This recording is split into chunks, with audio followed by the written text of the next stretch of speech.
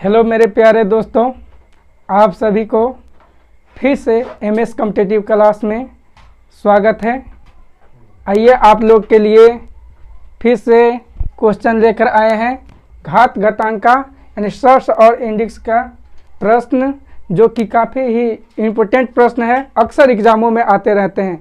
तो इस तरह के प्रश्न जब भी आप लोग को दिखाई दे, कोई भी कलम की आवश्यकता नहीं पड़ेगा, आप इसे देखते ही आंसर बता सकते हैं पूरे मौखिक रूप से। चलिए यहाँ पर प्रश्न देखिए, पहला प्रश्न है √6 प्लस √6 प्लस √6 प्लस अनंत तक गया है प्रश्न।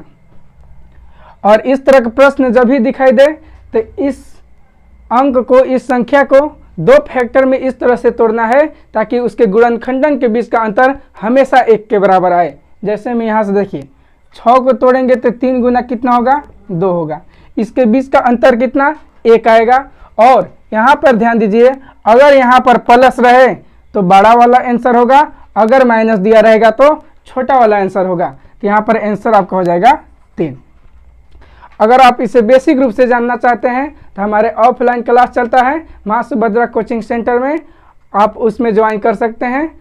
आइए आप लोग को इसमें ऑनलाइन शॉर्ट रूल से ही केवल सिखाया जाएगा, बेसिक रूप से अभी नहीं सिखा पाएंगे क्योंकि ज़्यादा बड़ा वीडियो हो जाने पर हमको अपलोड करने में दिक्कत होती है।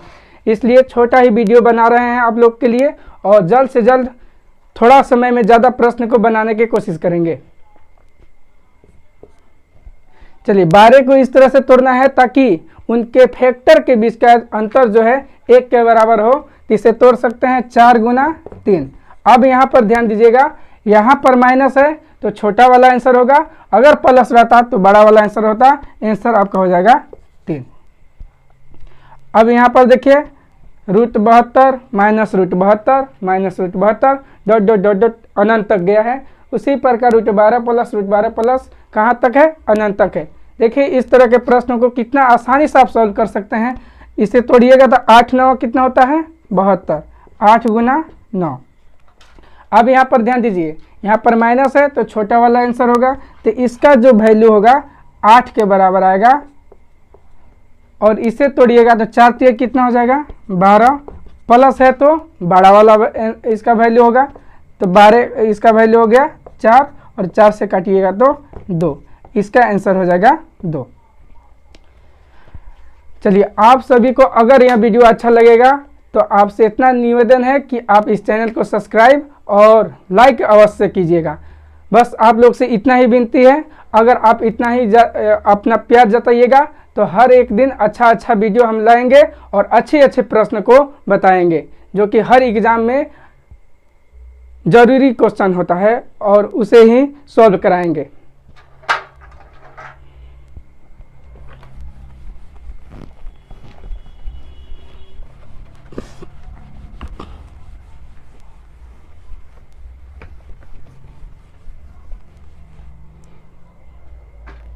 चलिए इसमें टोटल 2 टाइप का हो चुका है प्रश्न, एक प्लस वाला एक माइनस वाला। अब इसे आसानी से आप बना सकते हैं। मुझे आशा है कि आप इसमें कोई भी डाउट नहीं होगा। चलिए अब वैसे प्रश्न को सॉल्व करते हैं जिसका फैक्टर करने पर उसके बीच का अंतर 1 नहीं होता है। जैसे मैं यहाँ से देखिए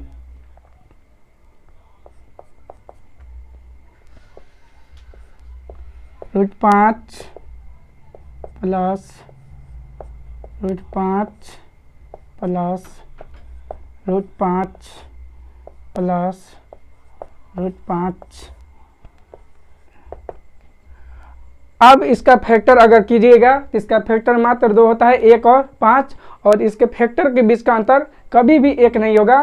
तो इस तरह के प्रश्न को सॉल्व करने के लिए 2 तरीका होता है और दोनों ऑप्शन ही इसमें दिए जाते हैं। पहला तरीका देखिए, इसमें क्या होता है, एक फार्मूला बेस पर बनता है। फार्मूला बेस पर क्या बनता है, तो सबके बराबर हम मान लेते हैं x, इस वैल्यू को हम y मान लेते हैं। 5 5 5 इस सब का वैल्यू मान लिए हैं y। तो यहाँ पर सूत्र होता है x बराबर 1 प्लस √1 प्लस 4y बटा 2। यहाँ पर हो जाएगा 1 प्लस √1 प्लस y का वैल्यू कितना है, 5। 5 का कितना हो जाएगा, 20 बटा 2। 1 प्लस 20 एक कितना 21, 7 तरीके का इसका वर्गमूल नहीं निकलेगा, रूट अंडर डायरेक्ट हो जाएगा 21/2। इस तरह के भी ऑप्शन आप लोग को कभी कभी दिखाई देगा। या फिर दूसरा इसमें ऑप्शन होता है, कभी दे देगा 1 या 2 के बीच, 2 या 3 के बीच, 4 या 5 के बीच, इस तरह से भी ऑप्शन इसका दिखाई देता है। तो अगर इस तरह का ऑप्शन दिखाई दे 2 या 3 के बीच, 1 या 2 के बीच, इस तरह से ऑप्शन रहता है। तो अगर इस तरह से ऑप्शन रहेगा तो और आसान होता है। इसे कैसे सॉल्व कीजिएगा, यहाँ पर थोड़ा सा ध्यान दीजिएगा। इस 5 को तो तोड़ नहीं सकते हैं 2 फैक्टर में जिसके बीच का अंतर 1 हो, लेकिन यहाँ पर प्लस दिया है तो आप कोशिश कीजिएगा कि इससे आगे कोई संख्या है जिसे तोड़ सकते हैं और उसके बीच का अंतर 1 के बराबर हो। तो इसके आगे अगर जाइएगा तो 6 होता है और 6 को तोड़िएगा तो 3 गुना हो जाएगा 2। इसके आगे संख्या आया कौन 6, और 6 के तोड़ेंगे तो 3 गुना हो जाएगा 2। तो इसका आंसर होगा 2 और 3 के बीच। ये दोनों ही ऑप्शन आप लोग को दिखाई देगा। अब देखिए इसको थोड़ा सा हम प्रूव करके चलते हैं। जो पिछले क्वेश्चन में बताए थे उसमें इसको इस वैल्यू को रख के देखते हैं कि उतना आंसर आ रहा है कि नहीं आ रहा है। √6 प्लस √6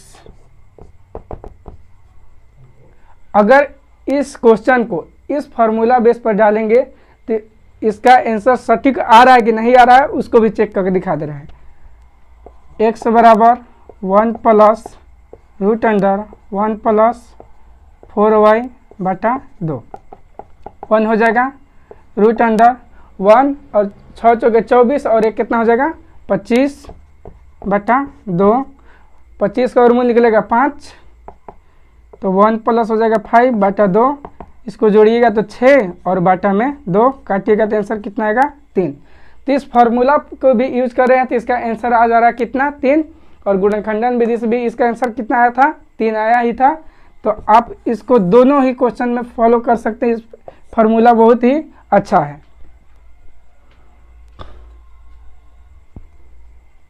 बस इस फार्मूला को आप लोग याद रखिएगा, इम्पोर्टेंट फार्मूला है, क्योंकि जब भी कोई भी संख्या अगर 2 भागों में नहीं विभाजित होती है और नहीं विभाजित नहीं होगा और इनके गुणनखंडन के बीच का अंतर जब भी 1 नहीं होगा तो इस फार्मूला का प्रयोग आपको करना पड़ेगा।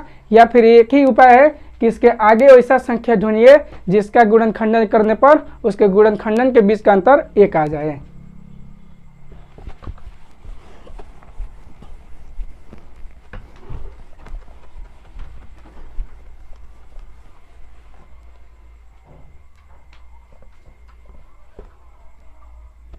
चलिए अगला टाइप का प्रश्न देखते हैं।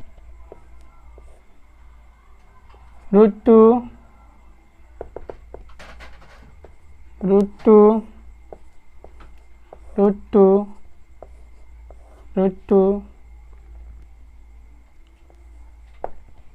इस तरह के प्रश्न भी आप लोग को दिखाई देता होगा। अब यहाँ पर देखिए, वहाँ पर प्लस या माइनस रहता था, इसमें प्लस या माइनस कुछ भी नहीं है। अगर कुछ नहीं है तो इसका मतलब यहाँ पर कुछ क्या छुपा है, गुना छुपा है। और गुना के फॉर्म में जब भी रहे और यहाँ पर वैल्यू अनंत तक दिया रहेगा, याद रखिएगा अंदर जो वैल्यू दिया रहता है वही इसका आंसर हो जाता है। जो संख्या या अंक इसमें दिया रहेगा वही इसका आंसर होगा। इसमें ज़्यादा कुछ दिमाग लगाने की आवश्यकता नहीं है। प्रूफ करने के लिए कहेंगे तो प्रूफ कर देंगे, लेकिन वीडियो ज़्यादा बड़ा हो जाने के कारण हमको अपलोड करने में दिक्कत होगा, इसलिए इसे प्रूफ हम नहीं कर रहे हैं ऑनलाइन में। हालांकि ऑफलाइन में इसे प्रूफ करके हम दिखाते हैं कि इसका वैल्यू इस तरह से क्यों आता है।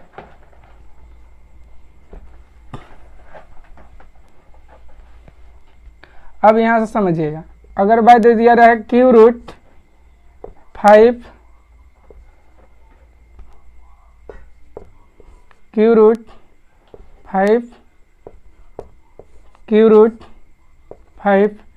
तो इसका आंसर क्या होगा। ज़्यादा कुछ सोचने की आवश्यकता नहीं है। यहाँ पर कुछ नहीं तो क्या छुपा रहता है, 2 छुपा रहता है। तो इसका जब आंसर लिखे थे तो तो इसी 2 में से 1 घटा के आंसर आया था, यानी 2 घटाए थे तो रूट खत्म हो गया था, तो इसका आंसर हुआ था 2। अब इसी प्रकार से इसमें क्या करना है, इस 3 में से 1 घटा देंगे तो क्यू रूट से रूट बन जाएगा, तो इसका हो जाएगा √5। आंसर इसका हो गया बस। अगर आपको यह वीडियो अच्छा लगेगा तो प्लीज़ आप लोग इस चैनल को सब्सक्राइब कीजिएगा। आपसे बस यही एक निवेदन है मेरे प्यारे दोस्तों और मेरे दुलारे छात्र छात्राओं।